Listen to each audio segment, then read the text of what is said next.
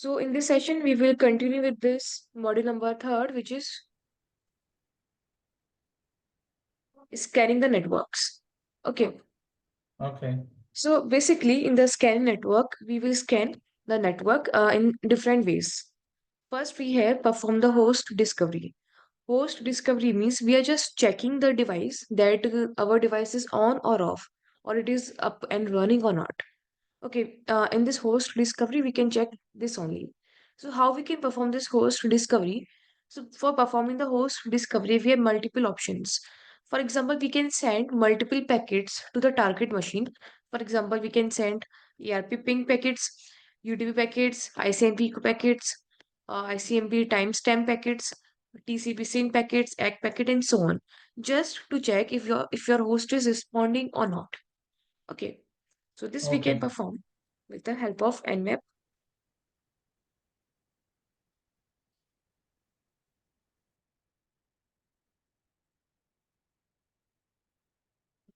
Yeah, one more thing. Now here we have to install one more machine. Okay.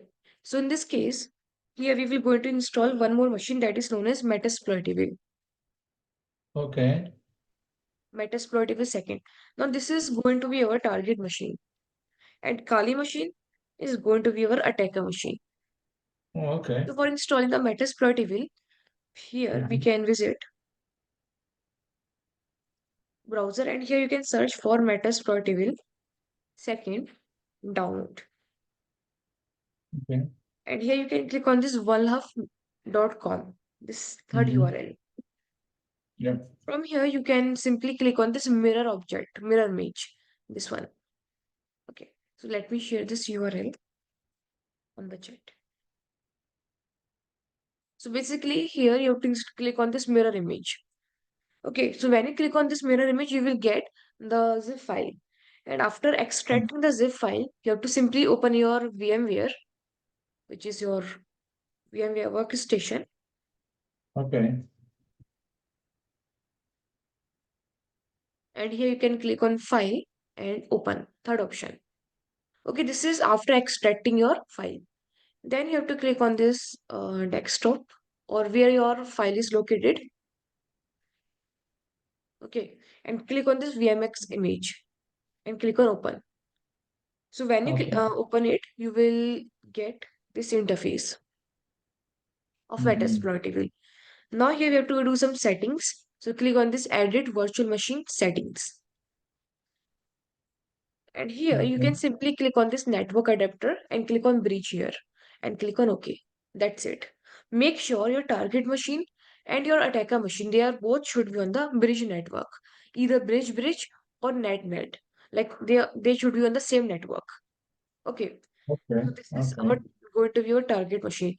Now whatever the actions or whatever the operation we will perform on this target machine, which is in our Okay. local machine. Mm-hmm. So now we can turn on this power machine.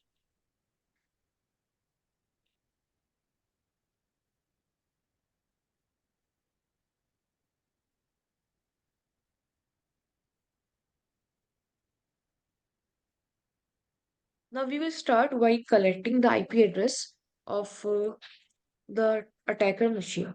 Sorry, target machine.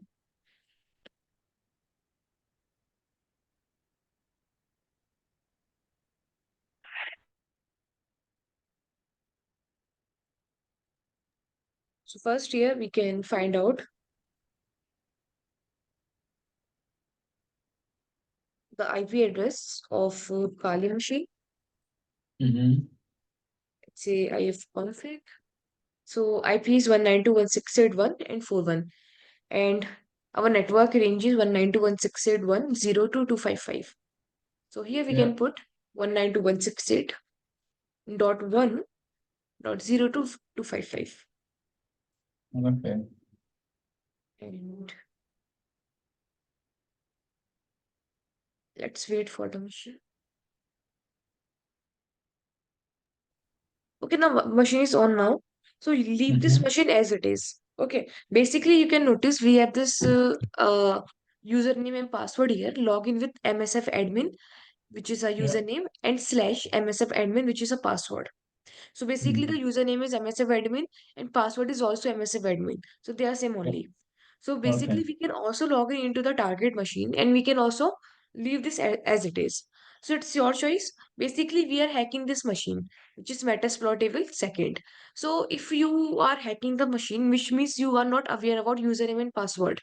If you are aware about the Okay. username and password, then why would you hack it in the first place? Right. Yeah. So we can leave Mhm. this machine as it is.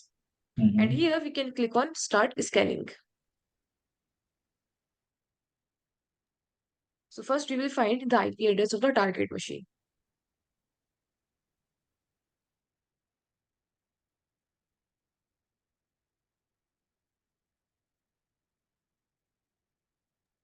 Okay, now you can notice IP address of my target machine, which is Metasploitable is 192.168.143. So what we can do, we can Okay. just mention this IP here, which is 192.168.143. Okay, now we can close.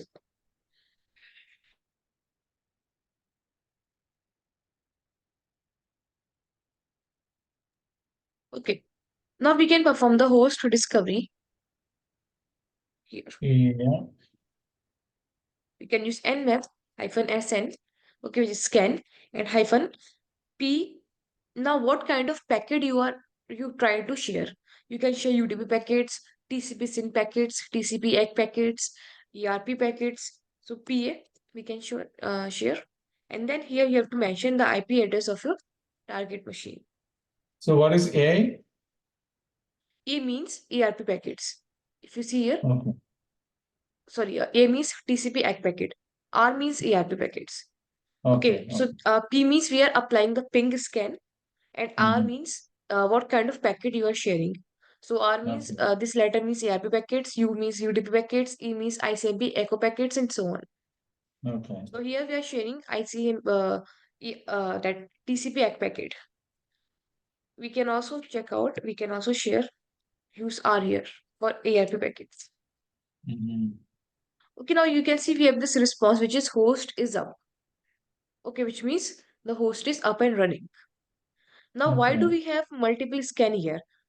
Even we can check the scan, like we can check if the host is up or not with the help of one packet only, with the help of ARP scan. But why do we have this multiple scan? Because let's say if there's a firewall which is protecting the target machine, and let's say that firewall or that target machine is blocking your ARP packets, then in that case we Yeah. can share UDP packets. If it is blocking UDP as well, then we can share TCP SYN packets or REC packet, which is like quite common to not to block. Mhm. Okay, Okay. that is why we have multiple uh packets here. We can share any sort of packets to the target machine. Okay, Okay. so that is why we have multiple host discovery packets here or scan Mhm. here. Same as we can try. You can see here host is up. Now here we can use you. Basically here my target machine is vulnerable and there's no one who is protecting my target machine. So that is why we have this host reserve in every scan. Maybe in your scan, if you're scanning any real-time machine, maybe your target machine, your real-time target machine can block ERP packets or any packet. So in that case, you can try multiple scans here. Okay. Okay. Yeah. You can try IP, protocol ping, you can try ACK packet and so on. Is it Mhm. clear? Yeah. Yeah. That's clear. Okay, now, what is like the basic scanning of a target machine? Like, what do we try to achieve with the basic scan?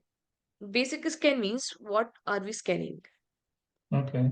with the help of NF, which means we are scanning for the open ports and we are scanning for the operating system. In this case, we will apply this scan.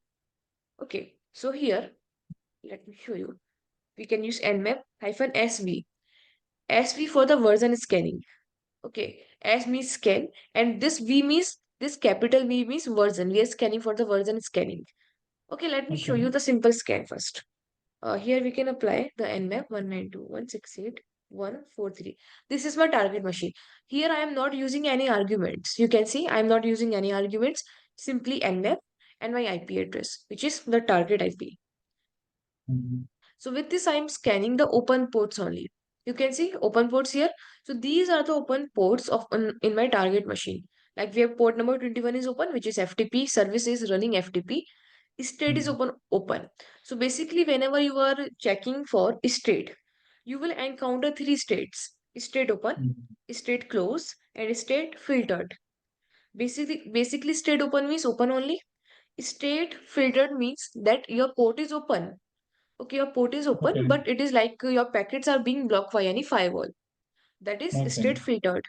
And state closed means your port is closed, but there's a chance which you can open the port.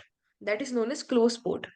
Okay, so whenever you are scanning, you will encounter three state uh, while scanning the target port. First, open, which is your port is open only. That is straightforward.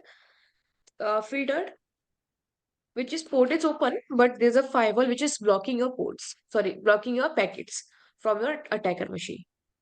Okay. Okay. Then in that case, you can bypass the firewall. We will see how we can bypass it. And third is closed port, which is you will see that the port is closed and the port is actually closed, but there's a chance you can open it. Okay, that we will see how we can open the port. So you will encounter these three states. And if you, let's say we have like how like 65535 number of ports, right? Which is out of 1024 ports are reserve ports. Okay. These are reserve ports. Reserved. Yeah. So basically here you can see we don't have any 1024 ports here or all number of ports. These are the only ports which are open. Okay, rest are closed. Closed means those are like completely closed. Okay, like we Mm. don't have any other state here. So let's say port number 21 is open, 22 is open, 23 is open, 24 is not open. Okay, that is Okay. closed. And we cannot do anything to open that port. Okay, so here these are the ports which are completely open. Okay. Okay, see, whenever you are encounter these three states like open filtered, then you will see in that state here only. Let's say if port number 21 is open and the state is filtered, which means port is open and but it is being blocked by any firewall. So you will see that particular state here only. And if any certain port is closed, which means there's a chance to open that, then you will see that stage here only. State closed here, which we can open it. Okay. Otherwise, if a port is closed, that is closed only. That you cannot see here. Okay, these are only open Okay. ports. Yeah. Okay. Now here you can see port number 21 is open, state is open, services FTP. These are all ports are open. And now Metasploitable is a target machine and it is a vulnerable machine. It is made for practice only, for the hackers who can practice because we cannot hack the real servers. That is illegal. Okay. Okay. So that is why we can see there are like multiple ports, but in the real life, you know that we hardly find three or four ports open.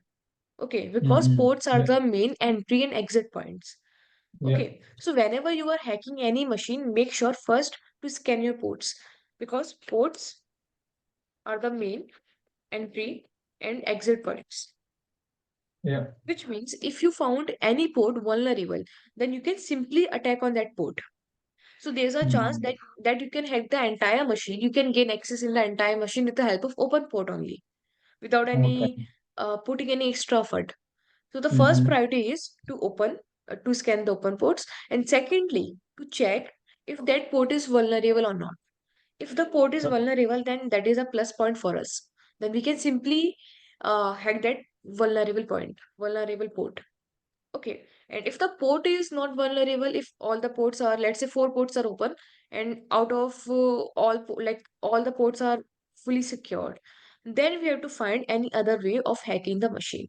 Okay, but first priority we are giving to the ports only because those are like the main uh like uh, like entry and exit points. Okay, they are Okay. like Okay. if they are vulnerable, then first priority to the open ports. Now, how we check if any particular port is vulnerable or not? Now, here you can see port is open, state is open, and service. Now, here we have to check for the version, like version scanning here, that what is the version of this particular service running on the target machine. Then here we can Okay. simply apply nmap hyphen sv, v for the version. And then here we can simply mention the target IP. Now here with the open port scanning, we are applying the version scanning. Mm-hmm. Version scanning will tell you that what kind of version your each and every service is using. Because with the help of version only, you will identify if that port is vulnerable or not. Without version, you will not know. Because for example, FTP. If FTP service is running, we have many versions of FTP. Same as for the HTTP, same as for the SSH, same as for any other service. So we Yeah. have to check for the versions. And if you want to check how much progress is done, then you can press enter here. Simple enter here. Now you can see 95% is done here. So you can check a progress here of scanning. Simply Yeah. press enter here and just enter. So this will tell you how much progress is done, which is 95%. Mm-hmm.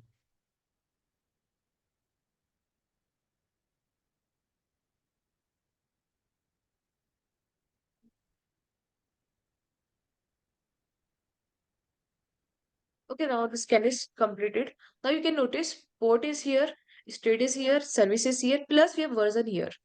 We have another column here, which is Oh, version.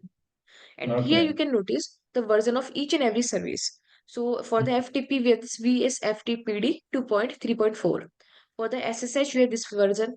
For the telnet, we have this version. For the SMTP, we have this postfix. For the domain, which is DNS, we have this version. Sorry, this one. For the HTTP, we have this version, and so on. Apache, HTTPD. Okay.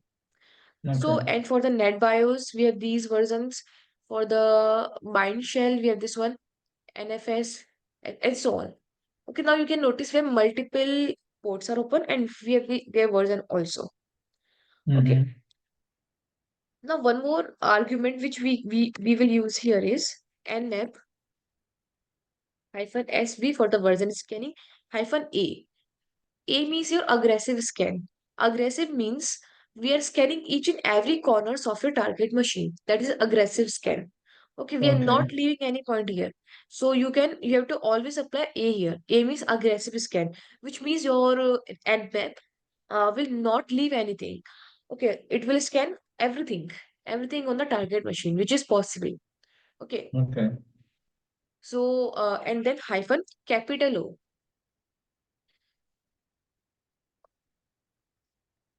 Yeah, capital O here. Capital O means your operating system. Now here we are scanning for what kind of operating system your target machine is using. Is it Linux? Is it Windows? If it is Linux, then which Linux? CentOS, Kali, Parrot, or which Linux? Red Hat, Ubuntu, Mm-hmm. etc. Okay. And then here we can simply apply the IP address.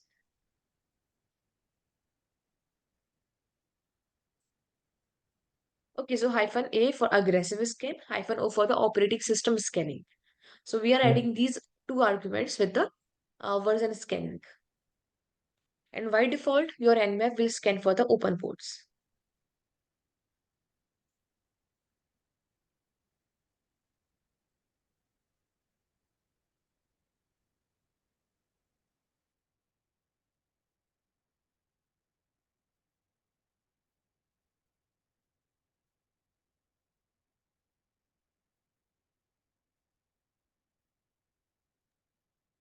So can you tell me how this Nmap is working in the background, in the backend? Like how the Um, Nmap is scanning for the ports or displaying the results. And the results are very accurate. So how this Nmap is working in the background? not really sure. Okay. See, when we apply the scan, the Nmap is sending the packets to the target machine. Okay. Okay. And Yeah. they are like by default, they are TCP SYN packets. So let's say we have this attacker machine and we have this target machine. So the attacker machine Mm-hmm. is sharing TCP SYN packets. Okay, the handshake packet, TCP SYN packets to the target machine. Mm-hmm. Now here we are scanning for the open ports and ports are here, this much ports. So basically we are sending TCP SYN packets to each and every port. Port number 1265535. So which means Okay. your Nmap is sending 65535 number of packets to your target machine and even more than that. Sometimes packets are also repetitive. Okay. Okay. Now at the attacker, after sharing the packets, the attacker, sorry, the target here. Now if the port is open, let's say if FTP port is open, the target will accept the packet and then reply with the TCP SYNAC packet, right? Mm-hmm. TCP SYNAC packet. So if the Yep. port is only open, then only the target will reply, right? If the port is closed, then Yeah. why would the target reply? Okay. So at this point, the attacker machine, which is your Nmap collect the TCP SYN packets from the uh, target machine. Okay, if the attacker, which Mm-hmm. is the Nmap, if the Nmap receives the TCP SYN packet, then the Nmap will mark that packet as open or that port as open. Otherwise, Okay. close. If the if the target is not sending any TCP SYN packet, sorry, SYNAC packet, then which means the port is closed, right? Yeah. So Mm-hmm. in few cases, the attacker machine will share again TCP SYN packets to that particular port if the target is not sharing the reply packet. But if the Mm-hmm. port is genuinely closed, so the target will never share that SYNAC packet because the port is closed. Okay. Okay. So Yep. in Yep. that case, the attacker, which is your nmap, will mark that port as closed. Okay, so Mm-hmm. simple. If the attacker, which is your nmap, receives the TCP, or we can see the reply from the target, then port is closed, otherwise no. This is how the Yep. nmap is working in the background. Mm-hmm. Okay, now I will show you this live, how it is working. Yep. See, here we have this detailed result. Previously, we are only having the scan only open ports, but here you can see we have the detailed uh, reply here, okay, or the output here. So first here you can see port number 21 is open, FTP, and version is this one. Apart from this information, we have other information of this particular port, which means the aggressive scan will show me other details of that particular port, which is open. For example, this is the information of FTP, which is open on the Mm-hmm. target machine. For example, you can see anonymous login is allowed, which means we can simply log in the target machine without username and password. That is what anonymous FTP login means. Okay, that we Mm-hmm. will see. Other information of FTP here. Then we have information of OpenSSH. We have information of SMTP here. We have information of DNS here. We have information of you can see here HTTP here, which means here we have this Linux. Now we know that the target is running, the target server is Linux, because HTTP is for website. Okay, if port number 80 is open, or HTTP is open, which means there's a website which is hosted on the target machine, right? So here, uh, if port number 80 is open, which is your HTTP or HTTPS, which means there's a chance that any website is hosted on the target server. Okay, and that server is Linux. And the version of Apache is 2.2.8 here. Mm-hmm. Okay, Yep. then here RCP bind is open. Here we have this information, and we have this information of MySQL, which is also open. Okay, you can see MySQL protocol is 10 here. Some other threads here and so on. Version is this one, exact version. And PostgreSQL is also open. Again, our database port is open, and the what we can see the version is this one, Yep. PostgreSQL database 8.3.0 to 8.3.7. It can vary from this to this. And then Mm-hmm. VNC port is open for taking the entire session without authentication even. Okay, and so on. Now here, apart from this one, you can see the running Linux. Now you can see this is the information of the kernel, which kernel is Okay. used Yep. is Yep. running on Mm-hmm. the target machine, which is you can Mm-hmm. see Linux 2.6.x. Okay, X Okay. means the exact version, which is unknown here. Okay, but this is the kernel which is running on the target machine, and this is the OS running, which is Linux 2.6.9 to 2.6.33. It can vary. Okay, Yep. so this is your operating system details, which means your target is Linux. And Mm-hmm. then here you get the service information like the host name of your target machine, which is metasploitable dot local domain. And then more else? We have the MAC address of your target machine and so on. Okay, now with the help of this aggressive scan, you are getting everything. like more detailed information with the help of this aggressive scan. Okay. Okay. Now, apart from this one, we have one more argument, which is, let me show you, nmap hyphen hyphen help. Basically, have many arguments. You can use any number of arguments in this nmap. Okay. For example, we can apply list scan, we can apply ping scan, we can apply treat all hosts are open, and we can apply protocol list scanning. Okay, DNS server scanning. We can apply version scannings. Okay, for example, we have applied SV for the version scanning. Okay, we can Yeah. also use nmap scripts, which are very powerful. That we will see how we can use nmap scripts. Then we can use OS detection. So for the OS, you can either use OS, which is O capital. You can also use OS scan guesses, okay, which will guess OS scan more aggressively. You can Mm-hmm. also apply timing and performance for okay, for a faster scan, where we can apply this T4. T4 means we are scanning fastly. For example, here you can see nmap hyphen SV hyphen A for the aggressive, hyphen O for the operating system, hyphen T4. T means T4 here is we are scanning, we are increasing the number of threads. Okay, for this means we are scanning fastly. Okay, T means number of threads, and 4 means the level we are increasing. So level vary from 0 to 5. 0, 1, 2, 3, 4, 5. So the highest level is 5 and the lowest is 0. So I'm giving 4. Okay. 4 is like appropriate here. So if you're applying this Mm-hmm. one, so we are just increasing the time of the scan. Okay, like we are Okay. just, sorry, we are decreasing the time of the scan, which means we are Mm-hmm. scanning much faster than without this T4. Okay, that is the whole meaning of this T4 here. T4 is we are just decreasing the time of scan, which means we want the scan to complete earlier than before. Okay, Mm-hmm. Yeah. so here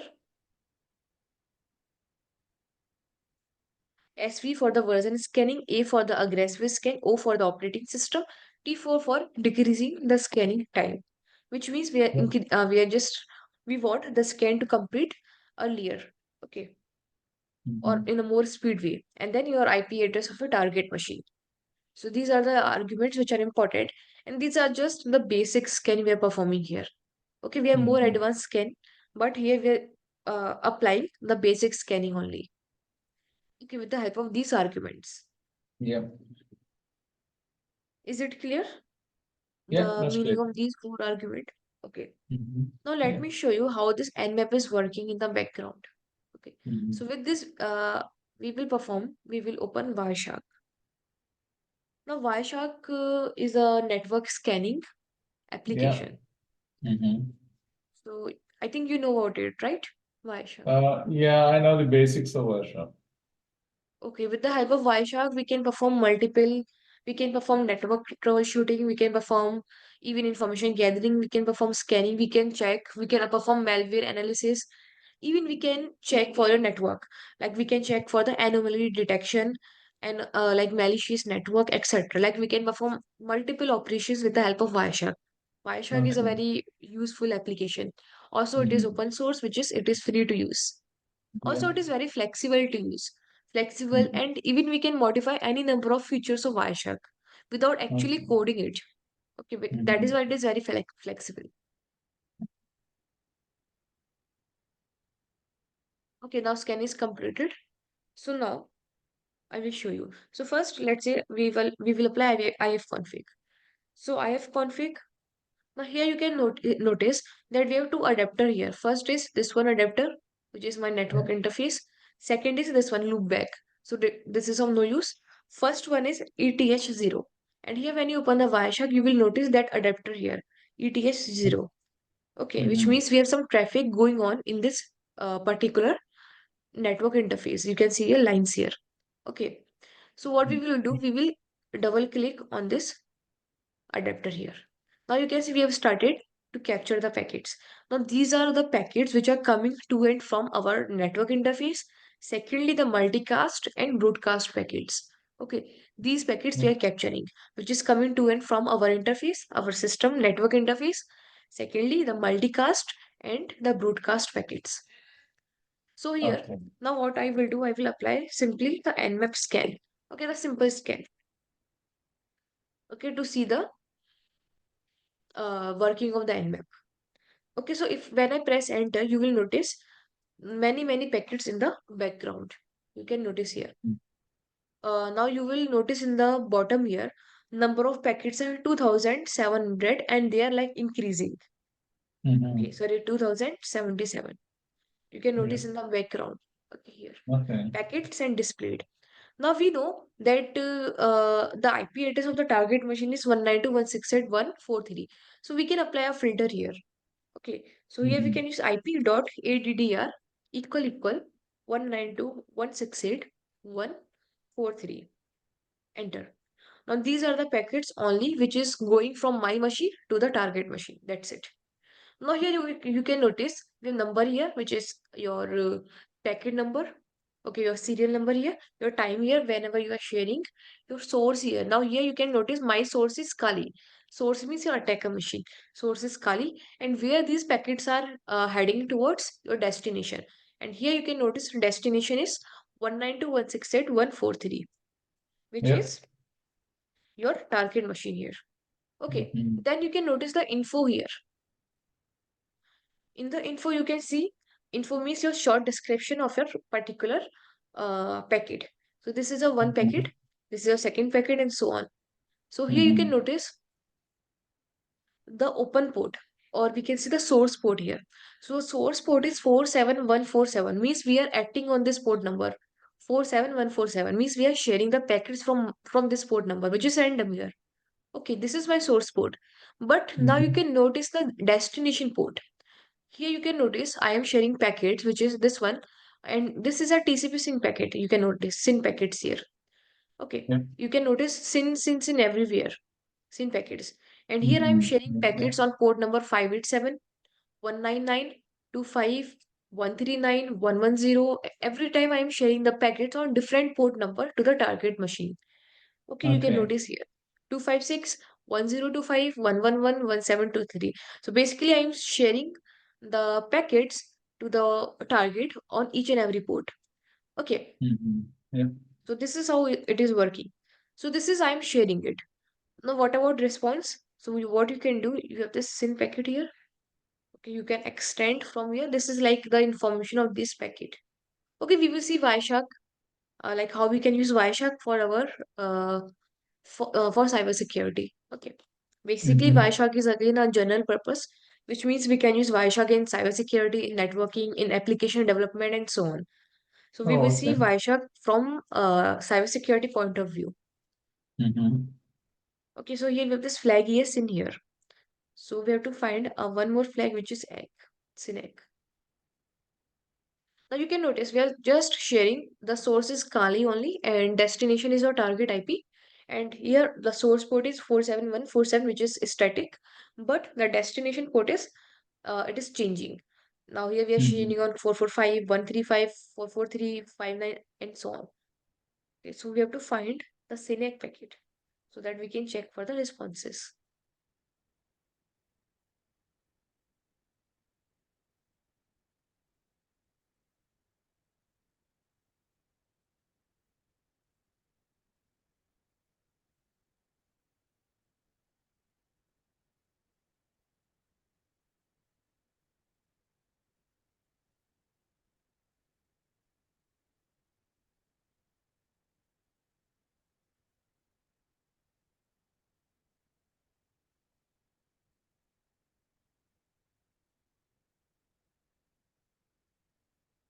What we can do, we can filter on the code number. Uh,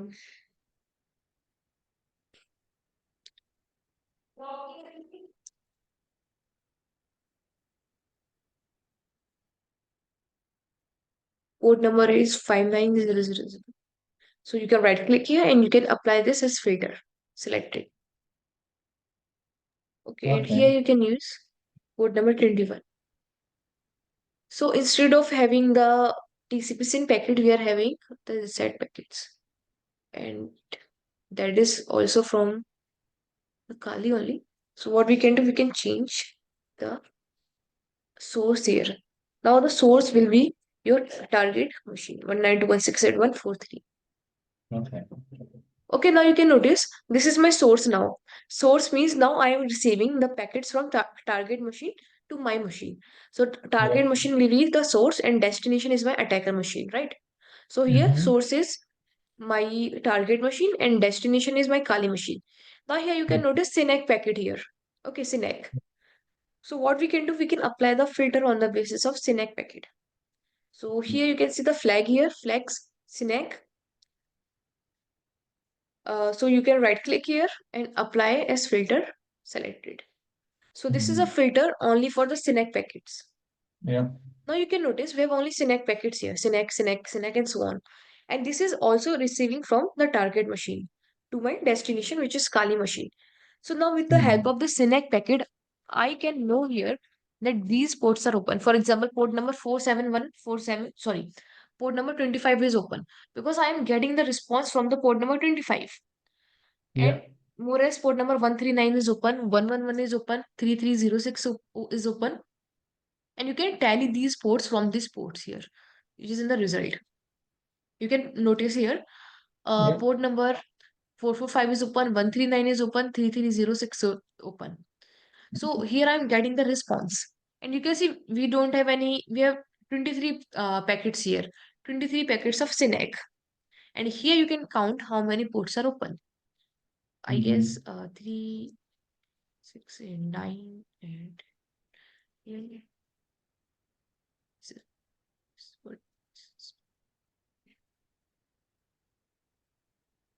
You can notice 23 ports are open here and the same number of packets you will find here 23. You can notice here in the bottom Okay. Yeah. 23 packets. Okay, display 23. So here you can notice out of 2262 packets, this is overall packets, 23 are displayed. Why 23 are displayed? Because of this filter here, Synac filter here. Okay. Okay, so now you can notice here I am getting the response and the number of packets are 23 only. So as my Mm-hmm. open ports, which is 23 only. Okay, so this is how this nmap is working in the background. Is it clear? Like how it is Yeah. working? Yeah. Yeah. That's clear to me. Okay, the mechanism is very simple. We are sharing TCP SYN packets and we are waiting for the response from the target machine. If we get the response, then port is open, otherwise close. What is that? Okay.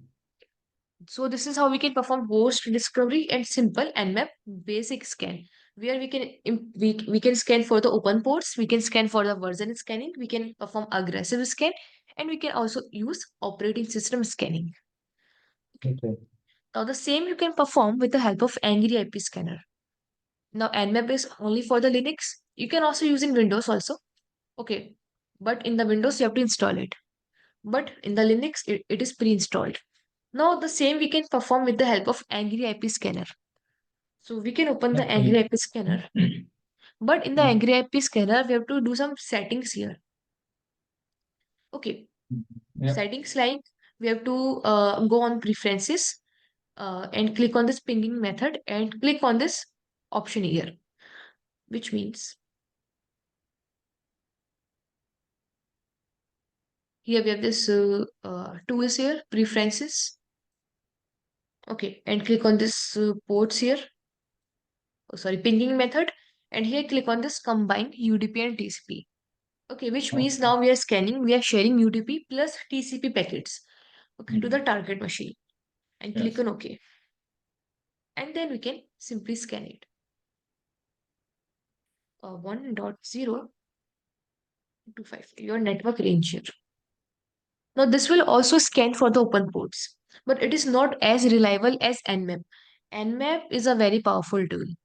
Okay, nmap But is Nmap can do a only CLI. TCP, right? Sorry. Nmap can do only TCP, and this one No, can do no, both.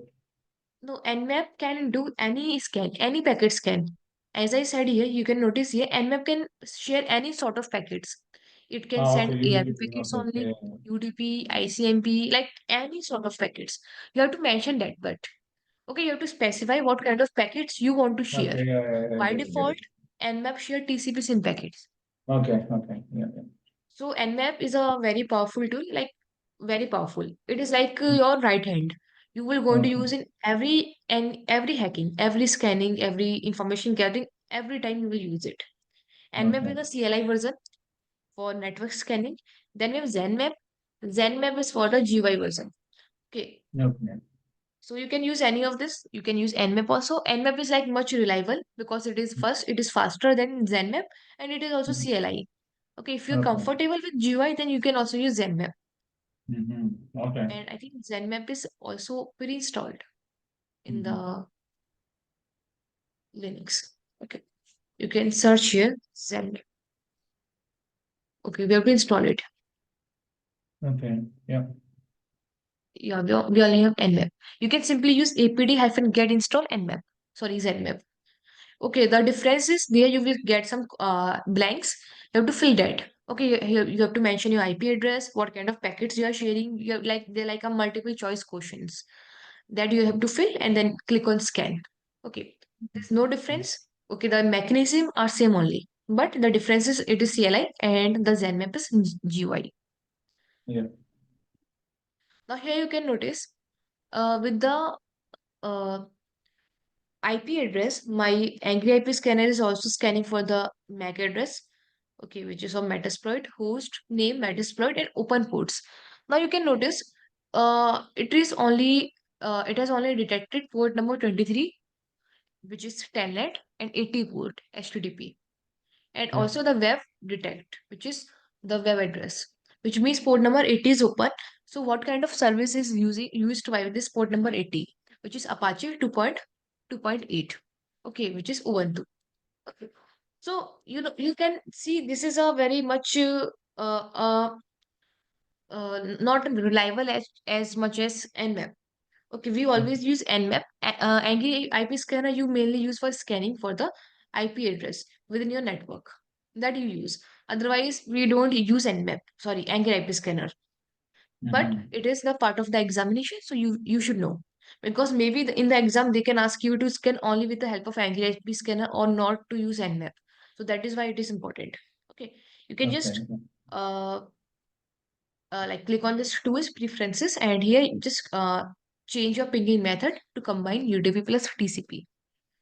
Okay, and then you can start scanning. So this will also tell you, but it is like a limited edition. Okay. But Nmap is like more powerful and also Nmap is open source. You can create your own Nmap also. So it is like much reliable than any other application. Apart Okay. from an Angry IP scanner, you can also use these applications like SolarWinds, NetScan. We will use NetScan later. Okay, and so on. Okay. Yeah. So these are like optional here. It is not like compulsory. Now, Mhm. performing the port and service discovery. Now you will notice we will again scan for the ports and service discovery, which we have already scanned with the help of Nmap. But here we have multiple applications which we can do the same. Okay, because if in case if Nmap is not would not work, you can use Megaping or NetScan for the same. Okay, Mhm. Megaping, I think it is not free. It is for Windows, so you have to install Okay. it. Mhm. You can search for Megaping now, and you can click on this first URL, Megaping. It is also used for the same purpose, port scanning and version scanning or service Yeah. scanning. Okay, you can click on this downloads here and click on download Megaping. Megaping. I'm going to install it. Okay, after downloading, you can simply install it. Okay.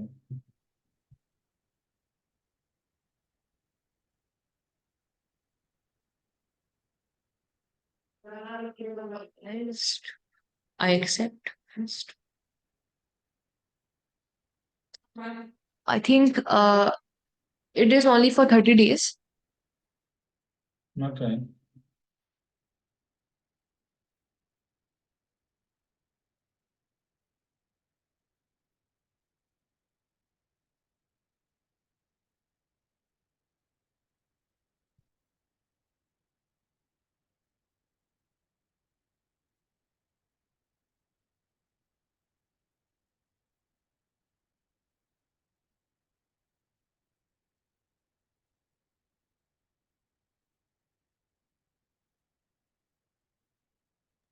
And we can click on this launch and finish. Okay, now you can see my trial version is over, which is you can see period expired. So what you can do, you Yeah. can simply install it. Okay. After installing, it is again very straightforward. There you Mhm. will get an option to put your target IP. You can also mention the range of IP addresses. Then you will have to specify what kind of packets you want to share, TCP, UDP, ARP, etc. Then you can select from there and then click start scanning. Okay. Okay. What you Yeah. can do, you can simply install it by yourself and you can use it. It is like very straightforward, like any other application. But if you Yeah. find any problem in scanning or in running this tool, you can just share me the screenshot or you can share your screen tomorrow. Okay. Then we have perform post and port and service discovery with the help of NetScan. Again, NetScan is not free and it is a Windows application. So we can simply download it, NetScan.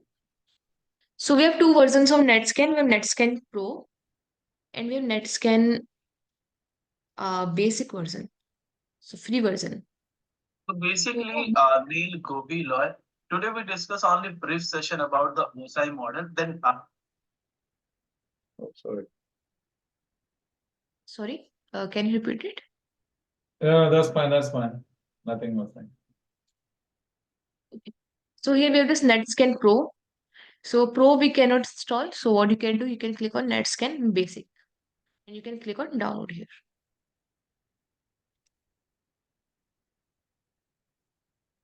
So it is a zip file. So we can open the folder Yeah. and we can right click and we can simply extract.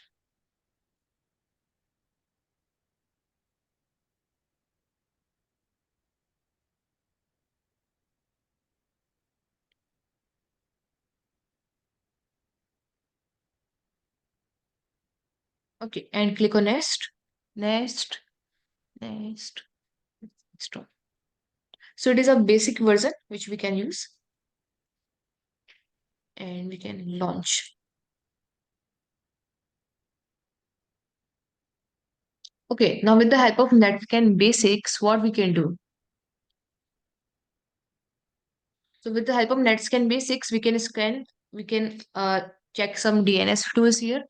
Okay, like we Okay. can scan the DNS here, like some DNS queries and all.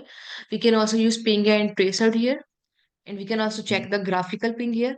Then here in the scanning web ping scanner, and who is for the who's lookup here. Okay, that's all we can do with the help of NetScan basics. For example, Okay. for the scanning tools, we can apply the ping scan. So we can simply mention the IP address and start scanning. Okay, you have to mention the range here. So 0, 192, 168, 1, and 4 to 5. Mhm.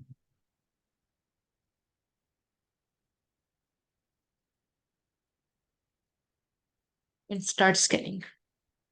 Okay. So now you can notice it is somewhat same as advanced IP scanner or NG-IP scanner. Okay, you can notice this port is open, this IP is open, which is this IP is available, and this is my system IP. This IP is Kali IP, and this IP is Metasploitive IP. Okay. That's it. That's what we can do with the help of basic scan. Again, if you want to try the pro version, then you can try for 30 days. Okay, the pro Mhm. version. Yeah. So it is also same as Nmap. You have to mention your IP addresses and then click on start scanning. Okay, Mhm. that's it. So these are not as much like reliable. Like Megaping or NetScan, these are the tools only important for the examination. In the real life Okay. scenarios, in the real time industries, you will not going to use these. Okay, you will going to Okay. use Nmap. Mhm. These are only important for the examination. Okay. Then we have explored the various network scanning technique using HPing 3. HPing 3 is also reliable as Nmap. HPing 3 Mhm. is same as Nmap only. Okay, with the help of HPing 3, we can also scan the open ports. Okay, for Okay. example, we can use here HPing 3 hyphen hyphen help. So again, we have many options here. Here -A for the egg packets. We are sharing egg packets. We can share set TCP egg packet. We can share the fin flag packets, SYN packets, REST packets, push packets.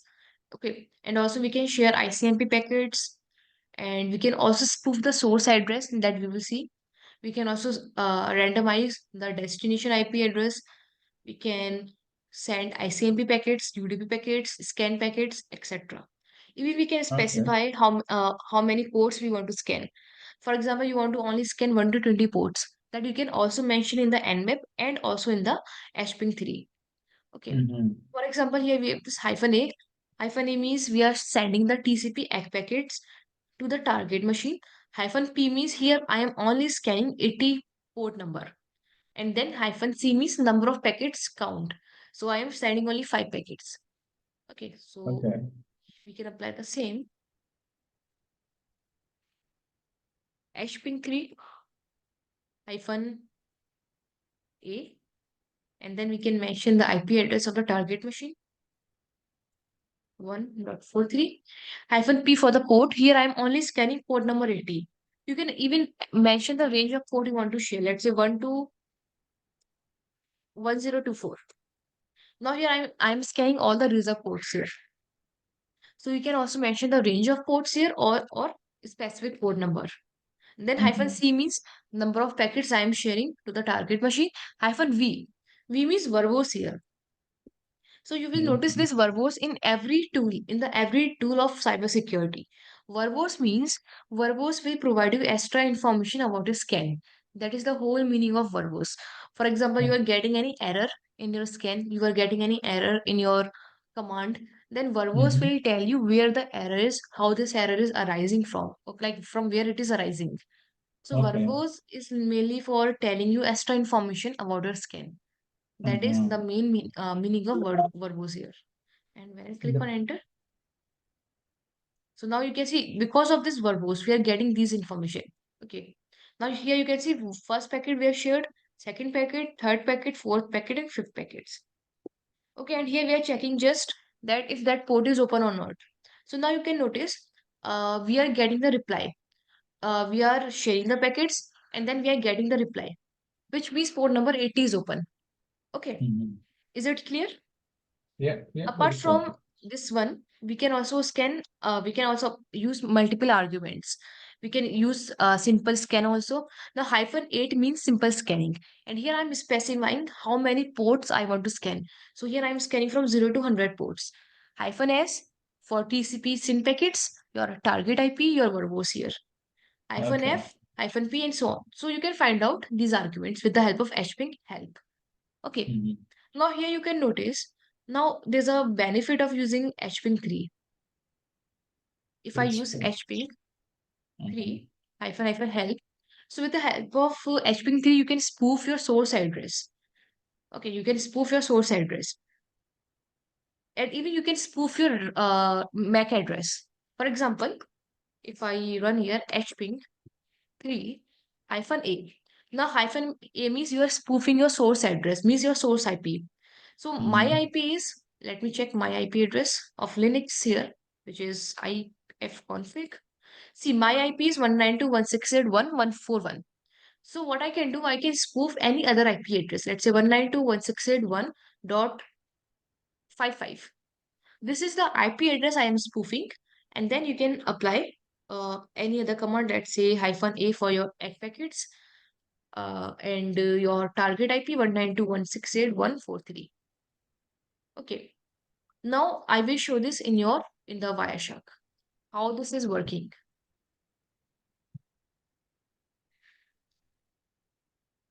Okay, so I will select my interface here and then I will click on enter here.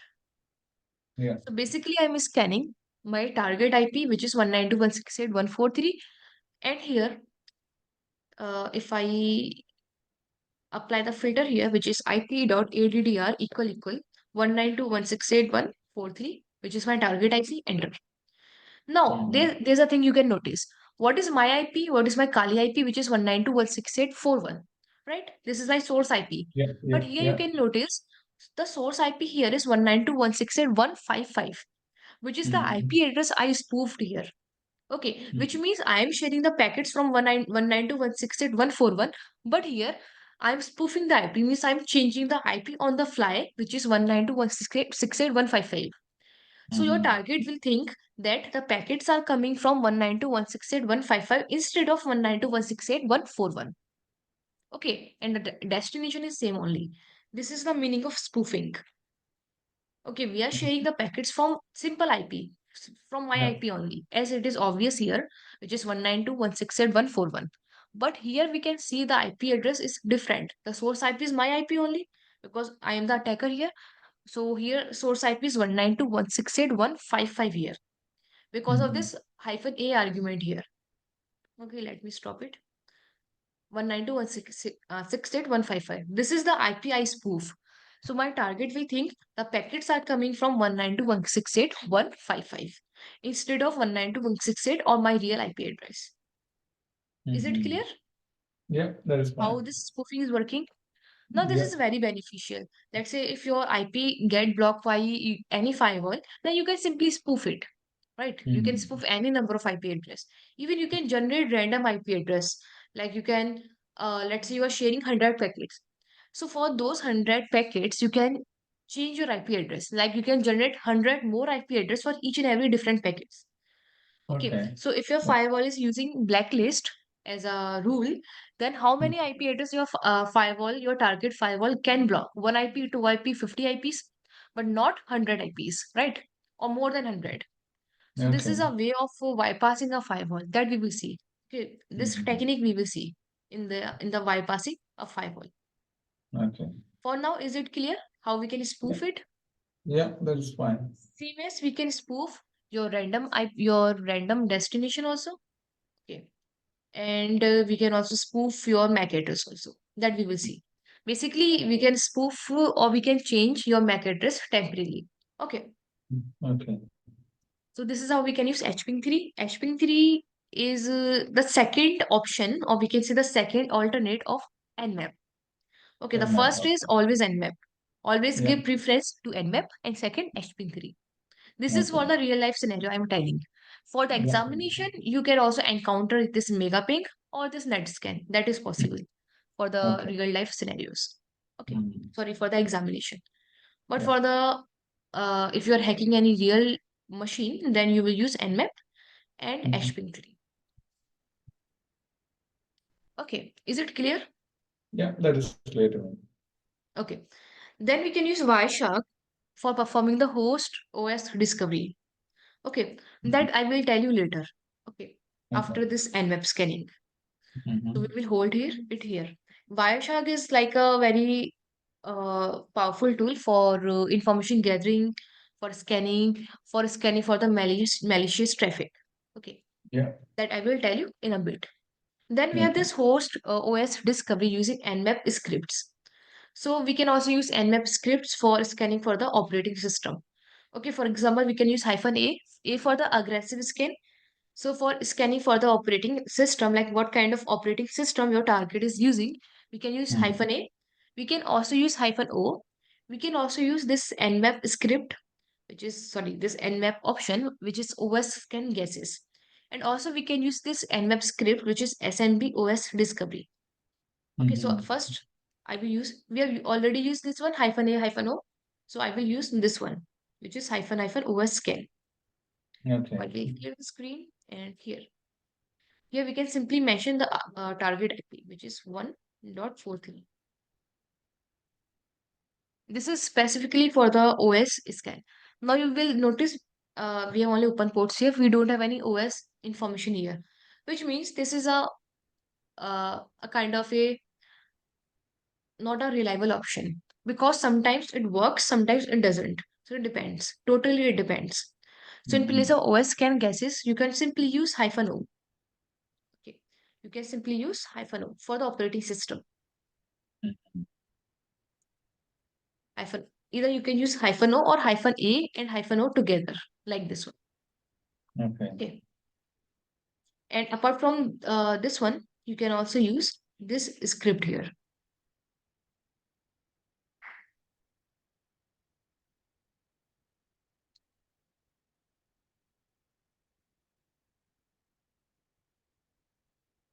which is your SMP OS discovery. Okay, now you can see we have this result here. Okay, SMP OS discovery, which is we have this OS is Unix.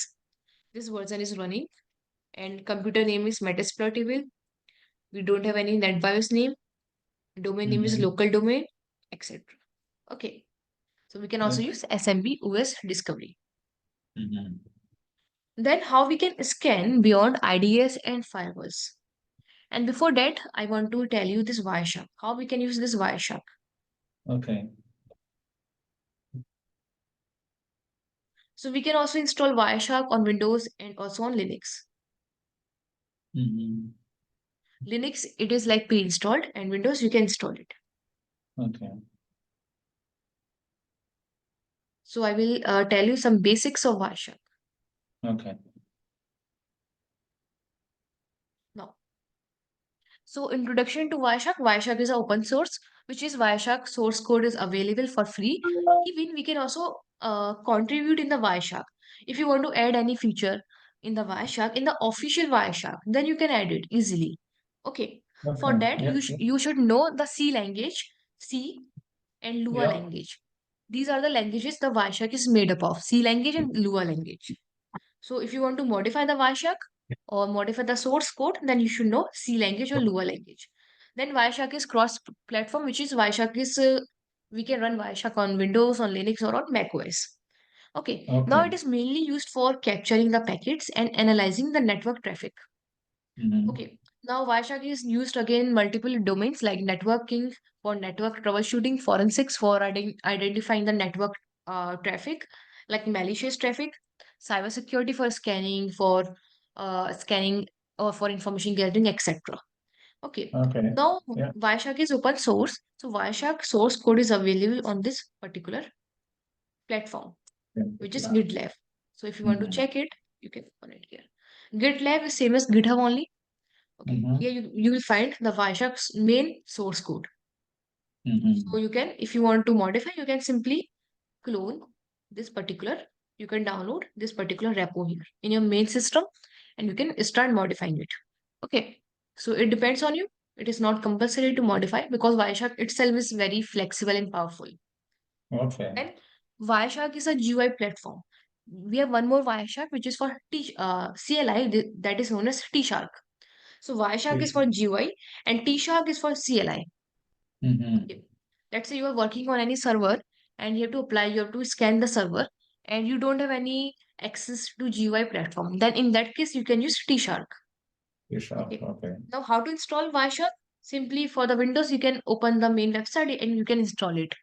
If you are using Red Hat or Fedora, then you can simply apply these commands, which is yum search Wireshark and yum install the version of your Wireshark. And for the Debian, basically for the Debian, which is Kali, Parrot, Ubuntu, these are like pre-installed. But if not, you can use apt-get install Wireshark. Okay. Okay. This is for the installation. Mm. Then this is the main window of your Wireshark. So in the main window, we will see multiple options here. First, we have this main window. Now this will consist of your packet list. There all your packets are visible. Okay. Then we have packet information, which is packet details here. And this is your packet bytes. So if I show you in the Linux, okay, you can notice this one is a packet list panel where all your packets are visible. Then your packet details here, where your each and every packet details are displayed. Okay, and then your packet bytes. So my packet bytes, you can simply click on view and click on this packet bytes. Okay, basically we have packet bytes and we have packet diagram. So you can see only one, either packet bytes or packet diagram. Now this is a packet diagram of each and every packet. Okay, you can see here, packet diagram. For example, if you want to check packet bytes, then you can simply click on file, edit, preferences, and here you can click on this columns. No, sorry. Layout. And in the layout, you can see pane number 3. You can click on packet bytes instead of packet diagram and click on OK. Now I am having packet bytes. So packet bytes are default. You will see if you want to change, you can change it to packet diagram. So this is So a packet packet list. byte, sorry, packet byte is kind of like it will show in this kind of binary format, and if it's a packet diagram, that will show in a boxy type. Does that mean what's the difference between packet type and packet diagram? Packet byte and packet diagram. Packet bytes are, you are right, packet bytes are showing the binary format of a packet, of each and every packet. And Okay. packet diagram is showing the structure of your packet. Okay, like Okay. if I click on this again, edit, preferences, and we can change again from packet bytes to packet diagram. So when I click on any specific packet, it will show you the packet diagram. Okay, it is like it is same as if you are studying for any TCP or UDP packets. For example, here you can see packet type here. Okay, which consists of 0 to 15 bits. You can see. Then Yeah. from 16 to 31, it is like you will have this link layer address, then link layer address, and so on. Source address, unused protocol, etc.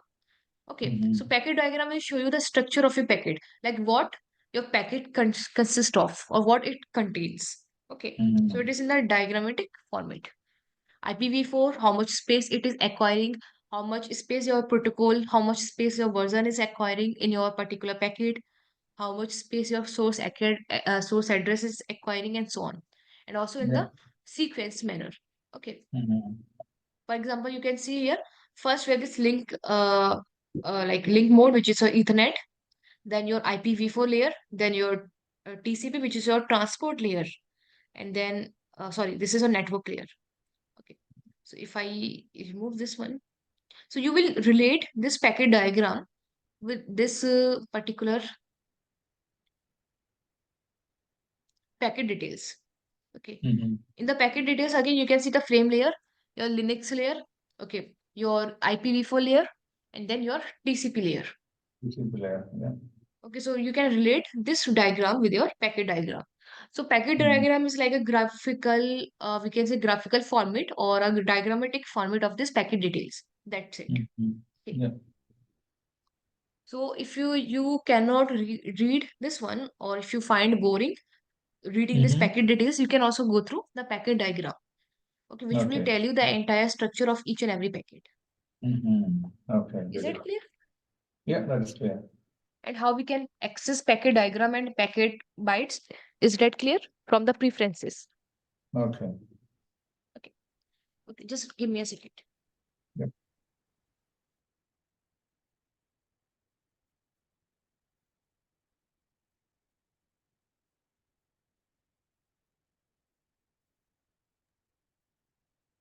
Okay. Now what we can do, we can also change the layout of your Wireshark. For example, you can click on this edit preferences, and from here you can Mm-hmm. click on this layout. You can click on this third layout, sorry, fifth layout, and click on OK. So you Mm-hmm. can also change your layout. Okay. So Oh, they are okay. like in Mm-hmm. columns, and Mm-hmm. we can change it again in the form of rows. So you can change your layout as per your requirements. You can change from 1, 2, 3, 4, 5 layouts we have. Okay. Mm-hmm. Then in the packets, in the Wireshark, the Wireshark is consist of these options, like these parts. We have menu bar here, we have main toolbar, filter, packet list, which I have showed Yeah. you, packet details, packet bytes, and packet diagram, and the status bar. We have these Mm-hmm. parts in the Wireshark. So what is this menu here? So if you see, this is a menu bar here. In the menu, Yeah. you will see your file option, edit, view, go, capture, etc. Okay, so I will give you a recap of each and every option here. File will contains, like if you want to open any file, close any file, if you want to save any, like for example, you have 100 packets and you want to save, you want to like extract 50 packets, then you can do this with the help of file option only. Okay, if Okay. I open this, here we have this option. You can open any file, open recent file, merge any file. You can export the packets, you can export the bytes, you can export uh, packets, etc. Like we have export objects here and so on. You can Mm-hmm. export objects means, for example, you are your target or you are running any website and you are checking any image in your website. Okay, Yeah. so you can export that image with the help of this export object HTTP. Okay, that you can see. Then we have this edit option. In the edit, you can edit your interface. Like you can find packets, you can find any packet, find next packet, find previous packets. You can ignore any packet, you can mark any packet for the later use. In the packets, you can comment it out and so on. And then we have view. In the view option, we can just click or unclick any option in the Wireshark. You can hide any main toolbar, filter toolbar. You can hide the packet list, packet, etc. Then here we have this time display format. So how the network engineer uses this Wireshark for troubleshooting? Basically, they Yeah. use this time, which is second since previous first captured packet, which is they find the time between the packets, like the first packet or the previous packet or the current packet and so on. Okay, mainly they find the delta time. And with the help of this delta time, they find the difference. Okay, like they find the delays packet, packet delay, packet sequence, out of order, and so on. Okay, so time format, we have many time format in Wireshark. And with the help of this time format, we can only analyze the packet delays. Okay. Then name Okay. resolution we have. Name resolution is mainly for example, if you are browsing any website, okay, and the website name is let's say abc.com. So when you click on this name resolution, you will see abc.com instead of the IP address in the Wireshark. Okay. Mm. For example, you can see source IP here. Source IP is everywhere, which is 192.168.155. So instead Yeah. of the IP address, you will see the domain name there. Domain name of the website or the host name of the machine with the help Mm-hmm. of name resolution. It will like resolve your name. It will like convert Oh. your name into, sorry, IP into your name. Okay. Mm-hmm. And zoom in, zoom out. You can also check out the coloring rules here. For example, you can see the colors here is purple here. You can notice if the colors Yeah. is Yeah. purple. And if you scroll down, we have this blue color here, dark blue, Yeah. Yeah. and more else. There are like many colors.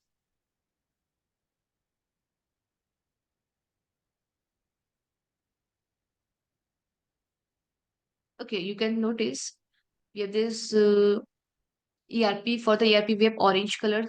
So how these colors are defined? So if you want to check it, so you can check from view and coloring, colorize packet list. Sorry, this is for discoloring. You can click on again. Mm-hmm. And here you can see coloring rules here. Mm-hmm. So when you click on now, these are the coloring rules of Wireshark. Now, why do we have these color rules? Because if you remove the colors, you will notice the Wireshark becomes so boring. Okay, so Okay. for Yeah. the Yeah. user effectiveness, for the user interface, for the Mm-hmm. user, like for making the user like this interface user interactive, that is why we have this coloring rules. For example, for Mm-hmm. the yellow, light yellow, we have this ARP, green ICMP. For the error packets, we have this red packets, and so on. Even you can change your colors here. For example, I want to change ICMP. You can click on background color. You can change it. Even you can change foreground color. Means your test color. Okay. So you can change your colors. That is why Wireshark is more flexible. Even you cannot change color. Apart from colors, you can change anything in Wireshark. Oh, okay. Then you can resize columns and you can reload, etc. Then Go contains your go-to packet if you want to go to any specific packets, next packet, previous packet, etc. Auto Mm-hmm. scroll, this will like keep on scrolling if you are capturing the live packets, etc. Capture, in the capture, we have these options here. In the option, you can define your interfaces. You can automate Wireshark. For example, you want to capture 100 packets, and after 100 packets, you want that Wireshark should stop capturing. That you can do with the help of these options here. Okay, like you can automate Wireshark, you can automate timings of the Wireshark. For example, you can schedule your timing. For example, you are a cybersecurity analyst and you want to Mm-hmm. monitor your network traffic from 1 to 5 in the night. Okay, at night. So 1 to 5, you can schedule your Wireshark to start capturing the packets from 1 to 5 automatically, and automatically it will stop it. Okay, that Okay. you can perform with the help of Wireshark. Okay, there's an Mm-hmm. option here. You can do this from here. Then you can start capturing from this button, stop and reset capturing. Then with this capture filters, which we can apply. Capture filters means, for example, I want to capture only ARP packets. So before capturing, you have to mention I want to capture ARP packet. So only packets will be captured. Same as if you want to capture the packets of any specific IP, then you can mention Okay. before capturing. that I want to Okay. capture the packets of this IP that you can mention. That is known as capture filters. So the Wireshark will only capture the packets of the specific IP address. Okay, then analyze. Analyze here we can use display filters. We can display the expressions, etc. Display filters are like after capturing, let's say I want to check the packets of this IP, then you can apply. So capture filters before capturing, display filters after capturing. Okay. Okay. Yeah. Then statistics. This is the main part of a Wireshark.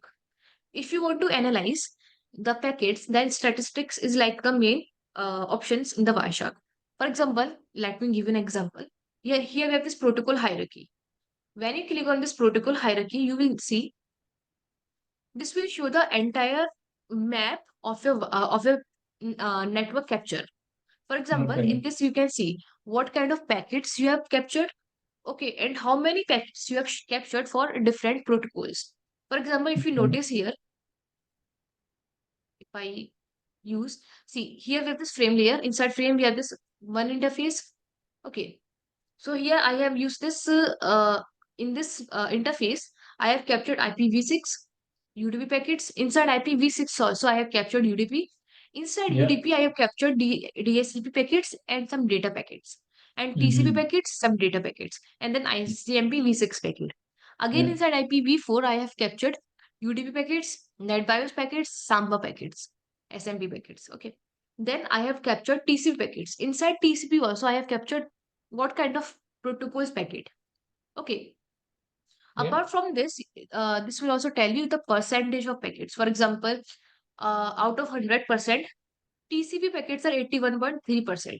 And how many packets are there? Which is 43,000 out of 53,000, which is 10,000 packets are of different uh, like protocol, otherwise all are of TCP. And then you can see the packets, percentage bytes here, and so on. Okay, ending packets, and so on, and bytes and bits, and so on. Okay, is it clear?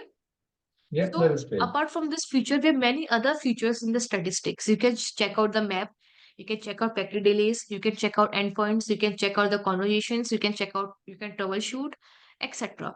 So we have many features in the statistics. Then Okay. telephony, if you want to check capture the VoIP packets, like voice over internet protocol packets and so on. Okay, if you want to capture the Bluetooth packets, then you can use wireless.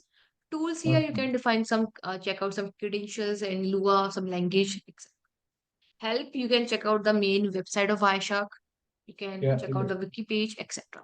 Okay, is it clear? The menu bar. Then That's the main toolbar here is, you can notice here. Here we have this start option, blue button. Okay, this is for stop capturing, restart capturing, and so on. okay. If I go here, now this is what start capturing, this is what stop capturing, restart your capturing. This is what the options. So you will find these options here. Okay, it is like visible here. Oh, yeah, You can see these are the options. Okay, and here apart from this, if you want to open any file, close any file, save any file, okay, you want to close any file, reload any file, find packet, go back to any packet, go forward. For the go back and go forward, you can also use up and down key for your of a keyboard. Okay. Or you can also use these buttons. If you want to go to any specific packets, go to first packet of your capture, go to the last packet of a capture. Okay. Then for the auto scrolling, you can use these option. Okay, for the colorize, if you want to disable color, you can click on this one. If you want to enable color, you can click on this one, the same option. For disabling colors and for enabling colors. For example, if I show you, you can see we have this option here, this particular option. So this is for enabling the auto scroll and this is for enabling the coloring. For example, you can see colors here. If I click on this, now you can see no colors here. Colors are removed. Okay, now you can see you cannot differentiate between which packets is which packets are TCP, which packets are ERP. You cannot differentiate. Or we can say it is hard to differentiate, right? So that is why we have colors here. Colors makes the interface more interactive for the users. Okay. Then we have this zoom in, zoom out. You can zoom packets, zoom out packets, normal size. You can resize columns and so on. So these are the your toolbar. Okay. Then we have filter toolbar where you can apply a filter. Which filter? Display filters. Because display filters can be only applied after capturing the packets, right? Capture filter Okay. before capturing, display filters after capturing. Okay. For Mm-hmm. example, in Yeah. the display filter, let's say in your Wireshark, you have all sort of packets: TCP, UDP, ERP, ICNB, and like every sort of packets. Now, let's say you want to see only TCP packets or the packets of only of any specific IP. In that case, you will apply display filters. Okay. Mm-hmm. Yeah. And capture filters, again, I said that if you want to capture only any specific packet, for example, TCP or UDP, then you will use capture filters. So capture filters you apply before capturing the started, and the display filters after the capturing is started. Okay. Okay. Yeah. So in the filter option, which is this option here, this box here, apply a display filter. Here you can apply a display filter. Okay, you can bookmark your filter. Mm-hmm. You can apply the filter. You can clear the filter. You can apply, or you can click on enter simply. You can check out the recent filters. You can add button as a filter. For example, there's a large filter which you use on a daily basis. Then you can simply add your filter as a button as well. Okay, you Okay. can click on Okay. this button and the filter will automatically apply it. Mm. Okay. Then your packet list. In the packet list, you can see these columns, mainly these columns. Okay. Yeah. Number, your serial number of your packets. Okay. Now this will not related to your packets. Okay. Serial Mm. number, we have this one for making the note or making the track of your packets. Okay, that's it. Time packets, for example, if your packet is TCP, okay, for example, TCP, then you are capturing Mm. UDP also. Then again, let's say TCP, let's say this is TCP SYN and this is TCP SYNAC. Okay. Now TCP SYN packet number is 1. UDP packets sorry, can be Okay. of number 2. TCP Mm-hmm. SYNAC 3. So this is not related to the sequence of your packets. Okay. So make sure Okay. number Yeah. is not related to your sequence of your packets. They Mm-hmm. can be, it depends on the Wireshark. For example, you are sharing packets to your target machine, TCP SYN packets. And now target machine is waiting, like it is like sharing the TCP SYN packets, SYNAC packets after 1 second. And within this 1 second, you have captured further packets like UDP packets or ERP packets. So these are like keep on numbering 2, 3, 4. So the number is not depends on your TCP, your sequence of your packets or your packets of same kind. Okay, I hope you are getting my point. Yeah. Uh, Yeah. is it clear? Like Yeah. number is Yeah. not related to your packets. It is just a Mm-hmm. serial number, which is like keeping track of your packets. That's it. Okay. Then time for showing your packets. Okay. Then source, your source address, destination address, protocol, what kind of protocol used, and length of your packets, length of each packets, and the short description of your packet, which is info here. Okay, you will notice Okay. these uh like these columns in your Wireshark. Okay, you Mm-hmm. can add as many as columns you want, and you can remove columns. You can right click here. Okay. You can see we have many columns here. You can add column length. You can add column version, IPv4, IPv6. You can add protocol column. You can add flex column, etc. Okay, Okay. let's say you Okay. want to add column from the details from here. Mm-hmm. Then, for example, I want to add column of source port. So you can right click Mm-hmm. here and add apply as column here. If I click on it, you can notice we have added column here. Okay. If Yeah. I Yeah. resize it, okay, you can notice. Yeah. Let me. Okay, you can see source port here. It is. Yeah. Let's bring it here. Okay, you can notice source port here. Mm-hmm. So you can add as many as column as you want. It depends on your use case. Okay, you can add columns from details here. You can right click on any option, right click, apply as column. Okay, Mm-hmm. Yeah. then packet details. Even you can change the name of your columns. Okay, as I said, Wireshark is flexible. You can change, for example, info I want to change. You can right click. Mm-hmm. Okay. Sorry. Yeah, you can right click here. You can click on edit column. For example, I want to go info of information and click on OK. Now info becomes information, you can see. Okay, so again, I said it is very flexible. Then packet details. In the packet details, you will get details of each and every packet. Okay, of each and every TCP layer. Okay. In the packet details, you will notice one thing, that is there's a option here in the packet details, that is a detail which is inside a square brackets.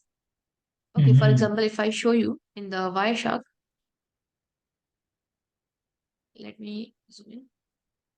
See, this one you can notice. Checksum here, stream index and timestamps. These are, you Yeah. can notice, these are inside square brackets, right? So now why Yeah. are these inside square brackets? Because these are the information generated by Wireshark itself. These are Okay. not the part of your packet. Okay, for Okay. example, source Yeah. code. Yeah. This is the part of your packet. This is a Yeah. part of Yeah. your packet length. This is a part of your packet. This first checksum. But these are not the part of your packets which are Okay. inside the square brackets.